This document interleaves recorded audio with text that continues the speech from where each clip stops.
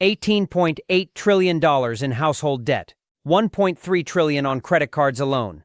Bankruptcy filings up 14% last year and accelerating into 2026.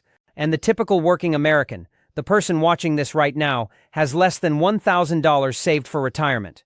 That is not a typo. Less than $1,000. That is the country you are living in right now. That is the starting line, and it is about to get worse. Since I started filming this, Moody's raised its recession probability to 49%. Goldman Sachs said the economy is approaching stall speed. The Federal Reserve's own grid reliability regulator warned that 151 million Americans are at risk of blackouts over the next 5 years. Half the stock market is already in bear territory, and most people do not even know it. 47 million people in this country cannot consistently afford food. Home insurance premiums are up 46% in 5 years. Auto loan delinquencies just hit a 32-year record.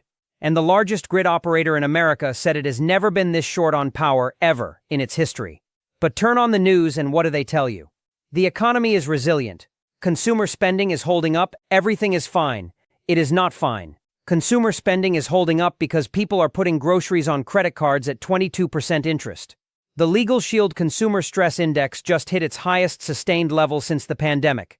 Bankruptcy inquiries surged nearly 20% in the second half of last year. And the Committee for a Responsible Federal Budget, a bipartisan group that includes former senators and cabinet secretaries from both parties, just published a report saying the United States has never entered an economic shock this indebted in its entire history. Not during the Great Depression, not during World War II, not during 2008, never. They called it immensely vulnerable, and they said Washington is woefully underprepared for what is coming. This video is going to walk you through the 10 things that are about to collide in the American economy, not opinions, not predictions, data. From the Federal Reserve, from Goldman Sachs, from NERC, from the USDA, from the Congressional Budget Office. And by the end, you are going to understand exactly why the people who study this for a living are quietly moving their money. Because what is coming is not one crisis. It is 10 crises arriving at the same address at the same time, and most people will not see it until it is too late. All right, let me start with something that is not on the front page of any newspaper. It is not trending on social media. Your favorite financial influencer probably has not mentioned it. But inside the banking system, behind closed doors, it is the single most terrifying conversation happening right now, and it has to do with commercial real estate. Specifically, the office buildings that used to be the backbone of every major American city. Here is what happened. During COVID, millions of white-collar workers went home. Companies discovered that productivity did not collapse. Many of them actually saved money. And now, 4 years later, those workers have not come back. Not fully. Not even close. National office vacancy rates are sitting near record highs. In cities like San Francisco and Chicago, vacancy rates have blown past 35%. 1 out of every 3 office floors is empty. And the buildings that are filling up are the brand new ones, the Class A towers with gyms and rooftop bars and concierge services. Which means the older buildings, the ones that make up the majority of American commercial real estate, are bleeding tenants with no way to replace them. McKinsey published a report warning that up to 30% of all global office inventory could be functionally obsolete by 2030. Not underperforming, obsolete, meaning it will never generate enough revenue to justify its own operating costs again. And here is where it becomes your problem. More than half of the roughly $100 billion in securitized commercial mortgage loans that matured in 2025 either defaulted, extended, or were modified. The industry calls this extend and pretend. Banks keep rolling over bad loans and pretending the buildings are still worth what they were 5 years ago.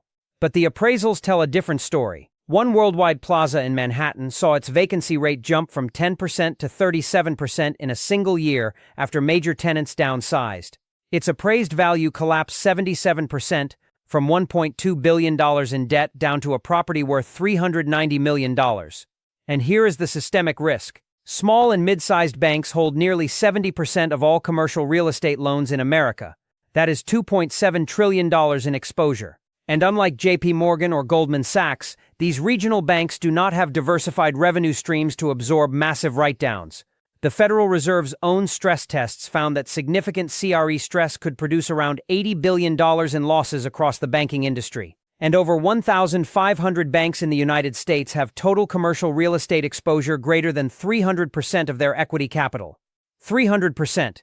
That means if their CRE portfolio takes even a moderate hit, their equity gets wiped. Capital economics projects that office values in major cities will fall 35 to 50% from their 2020 peaks before finding a floor. That is not a correction. That is a structural reset. And when it finally hits, you will feel it in tighter lending standards, higher borrowing costs, reduced small business credit, and potentially bank failures in communities that depend on exactly those institutions. The dollar's throne is cracking, and nobody will tell you. Now I need to take you outside the United States for a second, because what I am about to show you is something that most Americans have never even thought about, and it might be the most consequential shift in the global economy in the last 80 years. The US dollar has been the world's reserve currency since 1944. That is not just a piece of trivia. It is the foundation of American power. It is the reason the United States can run $1.9 trillion deficits and still borrow at relatively low rates. It is the reason gas is priced in dollars. It is the reason global trade flows through American banks. It is the reason sanctions work, and for decades, nobody seriously challenged it.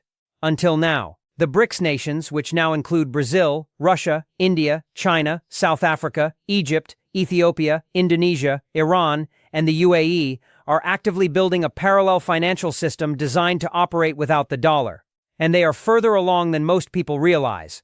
Russia and China now settle approximately 90% of their bilateral trade in rubles and yuan, not dollars. 90%. Brazil and China signed a yuan real trade settlement agreement.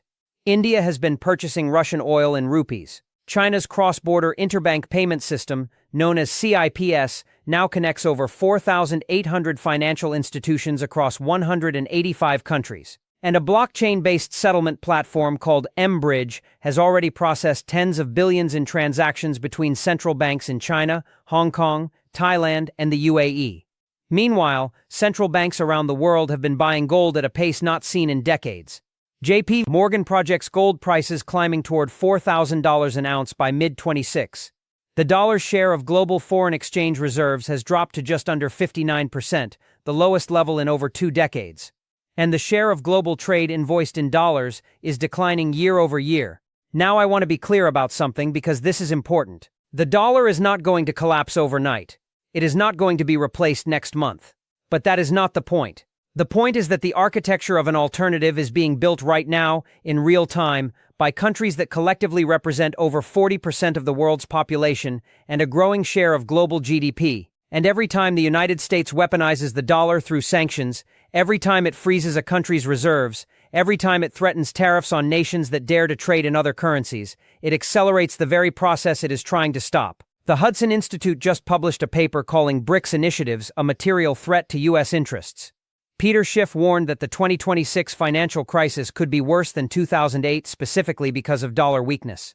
And the Edelman Trust Barometer showed that only 21% of Americans believe the next generation will be better off. The world is hedging its bets against America. And most Americans have no idea it is happening because no one on cable news is showing them the map. Your home insurance is about to become unaffordable. If you own a home, go find your last insurance renewal letter. Look at the number. Now compare it to what you were paying 3 years ago. If it has not already made you physically uncomfortable, it will, after this. Home insurance premiums in the United States are set to rise for the 5th consecutive year in 2026.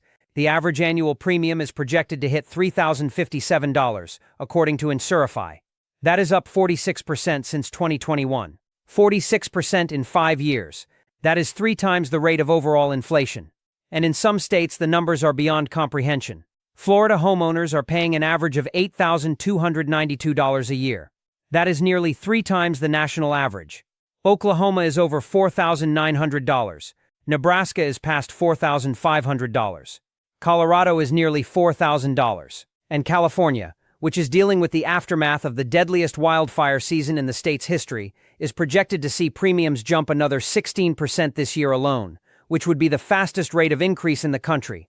And here is what most people do not understand. This is not just about hurricanes in Florida or wildfires in California anymore. Severe convective storms, that is tornadoes, hailstorms, and damaging straight-line winds caused more than $52 billion in insured losses in 2025 alone.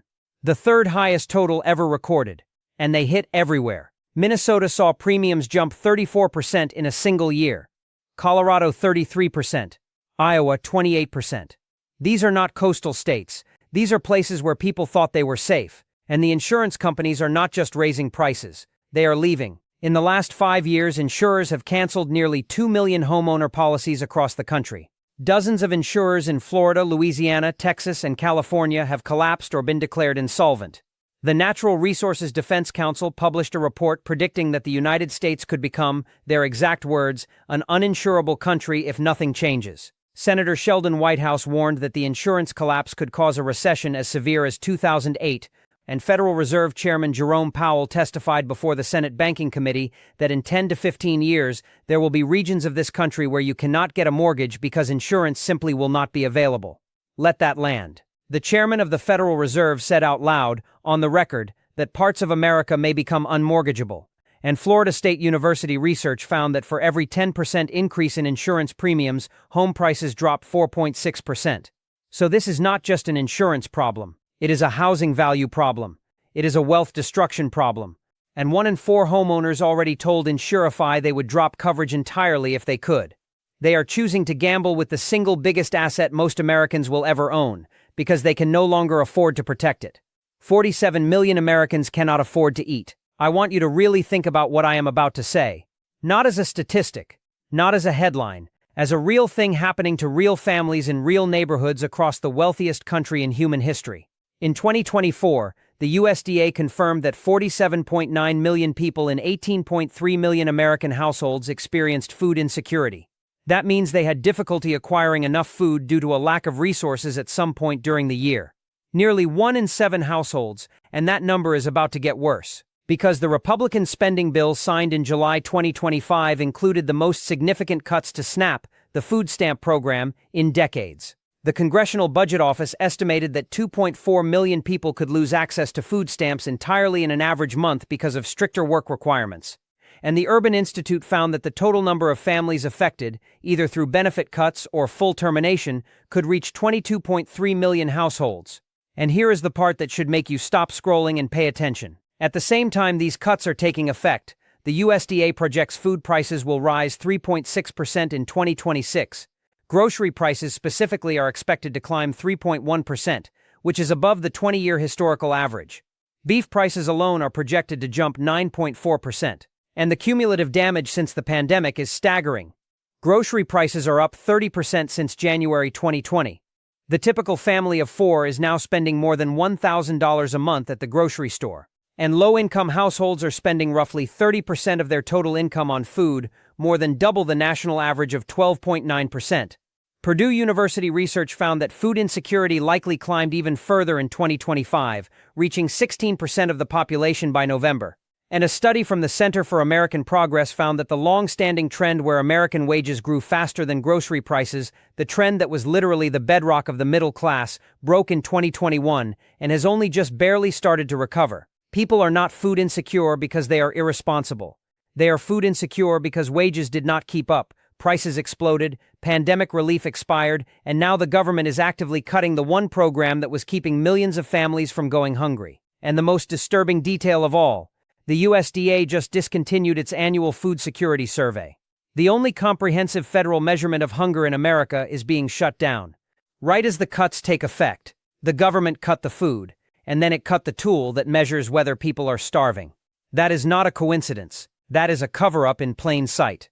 The AI layoff wave has only just begun. Now let me tell you something that happened this month that almost nobody covered properly. And it might be the most important economic signal of the entire year. Block, the fintech company behind Square and Cash App, announced it is cutting more than 4,000 employees. That is nearly half its entire workforce, gone. And the CEO did not blame the economy. He did not blame the war. He did not blame interest rates. He said it was AI. And he was not alone. A viral essay by tech executive Matt Schumer posted in February compared this moment to February 2020, right before COVID hit American shores, when the threat was visible but nobody had adjusted yet. That essay was viewed 85 million times.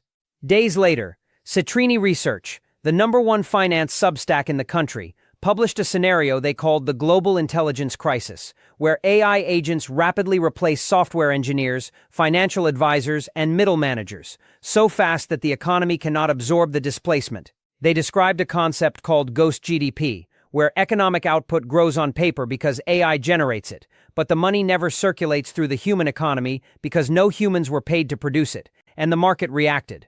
The Dow dropped over 800 points in a single day. Software stocks got hit especially hard, and then Block confirmed the nightmare by firing half its people. Fortune magazine ran a headline calling it the week the AI scare turned real. Goldman Sachs projects that generative AI could ultimately affect 300 million jobs worldwide, with 25% of all work hours automatable. The World Economic Forum estimates 85 million jobs displaced globally by the end of this year. And the Federal Reserve Bank of Dallas confirmed what the entry-level workforce already knows. Employment among workers aged 22 to 25 in AI-exposed occupations has dropped 13%, not because companies are laying off young workers, because they have stopped hiring them altogether. The first rung of the career ladder is being removed before a new generation can even grab it. And CNN Business described the dynamic that is now emerging as a feedback loop. AI replaces workers. Companies fatten profit margins. They reinvest in more AI, which replaces more workers, which fattens more margins. And the cycle accelerates. The question is not whether this is happening, it is happening. The question is how fast and whether the economy can absorb 85 million displaced workers before the social and political consequences become unmanageable. And right now, the answer is no, not even close. The auto loan market is exploding in slow motion. Let me tell you about a crisis that is happening right now in the driveways of millions of American families, and almost nobody is talking about it. The auto loan market in the United States is breaking apart, and the numbers are worse than anything we saw during the Great Recession. Subprime auto loan delinquencies, meaning people who are 60 or more days behind on their car payments, have hit 6.65%. That is the highest level since Fitch Ratings began tracking the data in 1993. Not since the financial crisis. Since they started counting, 32 years. And it is not just subprime. Delinquency rates are climbing across every single borrower tier. Prime borrowers, the people with good credit who were supposed to be safe, are showing cracks. VantageScore reported that even super prime borrowers saw severe stage delinquencies surge over 300% year over year, and the repossessions have already started. Cox Automotive reported that 1.73 million vehicles were repossessed in 2024, the highest number since 2009, and projections for 2025 put the number above 3 million. That would match the worst year of the Great Recession. And here is why this is happening. The average price of a new car in the United States hit $50,000. That is not a luxury vehicle. That is the average. And the average monthly car payment now exceeds $750. Nearly 1 in 5 car buyers is now leaving the dealership with a monthly payment over $1,000. $1,000 a month for a car. To make that work, people are taking on loan terms of 72 months, 84 months, sometimes longer. 7-year loans on a depreciating asset. And what happens when you take a 7-year loan on a car that loses 20% of its value in the first year? You go underwater. Nearly 1 in 4 consumers who traded in a vehicle last year owed more than it was worth. The average amount of negative equity was $6,905. And 1 in 4 of those people owed more than $10,000 more than their car was worth. The Consumer Federation of America called it a breaking point.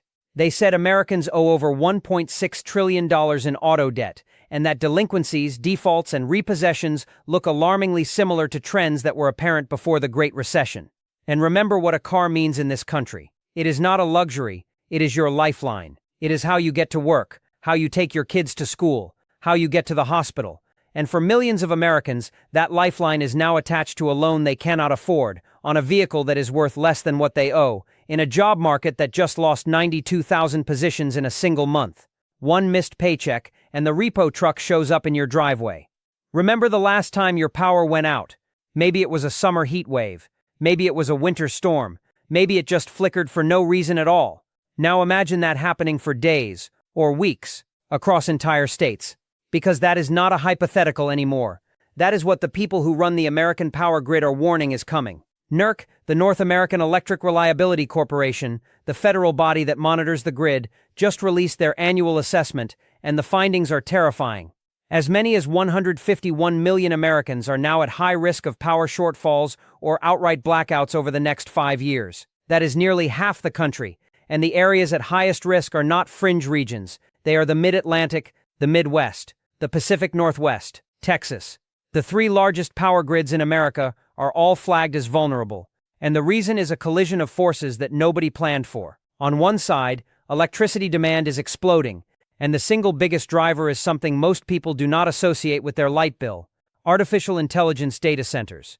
NERC confirmed that new data centers account for the majority of projected electricity demand growth over the next decade. Peak summer demand is projected to rise by 224 gigawatts, which is 69% higher than last year's forecast. 69%. In 1 year, the projection nearly doubled. PJM Interconnection, the largest grid operator in the country, serving over 65 million people across 13 states, is projecting it will be 6 gigawatts short of its reliability requirements by 2027. That shortfall is roughly equal to the entire electricity demand of Philadelphia, and their independent market monitor said he has never seen the grid under this much projected strain. Retail electricity prices have already risen 42% since 2019, outpacing the overall consumer price index. And in regions near data center hubs, the costs are even more extreme. PJM customers are paying an additional $13.6 billion for upgrades needed solely to accommodate data center capacity. Ordinary ratepayers are subsidizing the tech industry's power bills, and on the other side of this equation, power plants are retiring faster than they are being replaced. The grid is losing reliable fossil fuel generators, while adding wind and solar that are weather-dependent and intermittent. Transformer lead times are 2 to 4 years. Permitting for new transmission lines takes a decade. And Trump just paused all offshore wind construction on the East Coast, including a massive 2.6 gigawatt project that was specifically designed to supply power to the data center corridor in Northern Virginia. Senator Bernie Sanders has called for a moratorium on data center construction. Governor Ron DeSantis has pushed back on data center expansion in Florida. Left and right are agreeing on almost nothing in 2026 except this: the grid is not ready, and the people who will pay the price are not the tech billionaires. They are you. Through higher bills, rolling blackouts, and an electrical system that is one bad heat wave away from failure in half the country. Now I am going to tell you something that Wall Street already knows but is very careful about how it says out loud. The recession probability models at every major financial institution in the world have been revised upward in the last 30 days. And some of them are now sitting at levels that have historically preceded every single recession since the Great Depression. Moody's Analytics, led by Mark Zandi, one of the most cited economists on the planet, has raised its recession probability to 49%. That is effectively a coin flip. And Zandi's exact quote was, "I am concerned recession risks are uncomfortably high and on the rise. Recession is a real threat here." Goldman Sachs raised its estimate from 25 to 30%, citing the dual-track headwinds of an oil supply shock from the Iran war and the fading of fiscal support from previous tax cuts. They project U.S. GDP growth cooling to just 1.25 to 1.75% in the second half of 2026, a level they described as stall speed. Stall speed. That is not a soft landing. That is the moment before the engine cuts out. JP Morgan sees 35% recession odds and warned that markets are still complacent about the potential for a sustained oil shock to crush demand. Bank of America argued that recession risks are underpriced and sounded the alarm that a prolonged conflict could trigger a broader global slowdown. Morgan Stanley pushed its first expected Fed rate cut all the way to September, abandoning the June timeline because they believe the second-round effects of oil prices will weaken labor markets and consumer spending before the Fed can act. And EY Parthenon, the economic advisory arm of Ernst & Young, set their probability at 40% and warned it would climb if geopolitical tensions intensify. Now here is what you need to understand. In normal times, the baseline recession risk in any given 12-month period is about 20%. So when you see Goldman at 30, JP Morgan at 35, EY at 40, and Moody's at 49, you are looking at risk levels that are 2 to 2.5 times the baseline. And the data underneath those models is even more disturbing. GDP grew at just 0.7% annualized in the fourth quarter of 2025. The economy lost 92,000 jobs in February. Unemployment climbed to 4.4% and is forecast by Goldman to reach 4.6%. Oil jumped from $71 to over $100 a barrel since the start of the war. Gas prices are up over $1 a gallon in a single month, and consumer spending, which drives 2/3 of the entire economy, declined in January for the first time since May. Every pillar is cracking. Jobs, spending, energy, confidence, and the Federal Reserve is trapped. If they cut rates to stimulate growth, they risk reigniting inflation that is already sticky at 3%. If they hold rates to fight inflation, they risk tipping a weakening economy into contraction. Fed Chair Jerome Powell has rejected the word stagflation. But the data does not care what he calls it. Growth is slowing, prices are rising, and every major bank in the world is quietly moving their money accordingly. The retirement you were promised does not exist. I need you to hear something that nobody in Washington, on Wall Street, or in the financial planning industry wants to say clearly. The retirement system in the United States is broken. Not struggling, not imperfect. Broken. And the data that proves it just came out this year from the National Institute on Retirement Security, and it is devastating. The typical working American has less than $1,000 saved for retirement. Not $100,000, not $50,000, less than $1,000. And among workers who do have a defined contribution plan like a 401k, the median balance is just $40,000. That is the median, meaning half of them have less than that. And you are supposed to live on that for 20 or 30 years after you stop working. Meanwhile, the three-legged stool that retirement in America was built on has collapsed.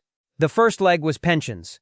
In the mid-1980s, about half of private sector workers had a defined benefit pension plan. Today, that number is 15%. And for Generation X, the generation that is next in line to retire, only 14% have any pension at all.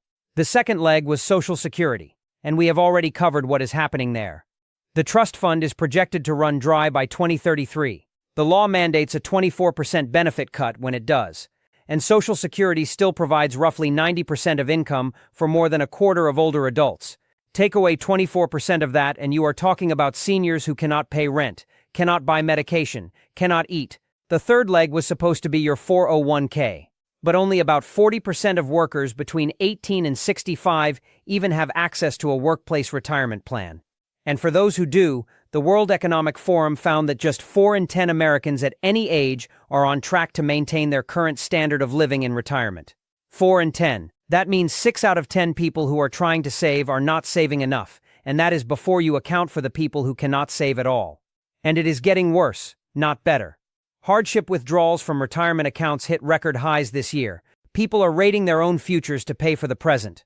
They are pulling money out of 401k accounts to cover rent, medical bills, and groceries, taking massive tax penalties and destroying their compound growth in the process. Larry Fink, the CEO of BlackRock, the largest asset manager in the world with over $10 trillion under management, published an open letter this year calling the retirement crisis an existential threat. He said, and I want you to really hear this, we risk becoming a country where people keep their money under the mattress and their dreams bottled up in their bedroom.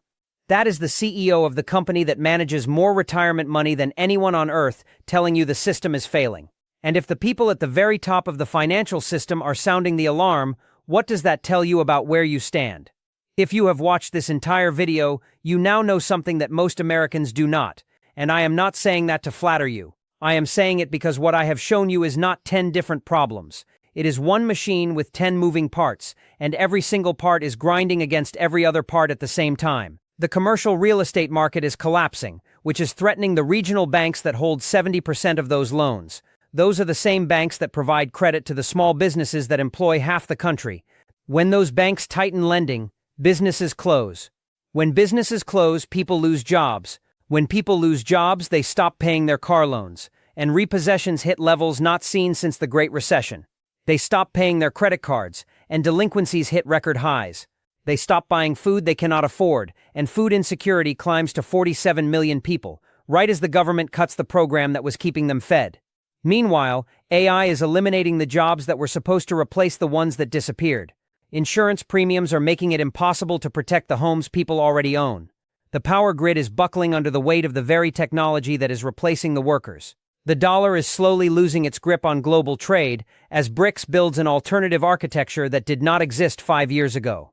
Every major bank in the world has raised its recession probability. The national debt is adding $1 trillion every 5 months. Interest payments alone are consuming $1 trillion a year.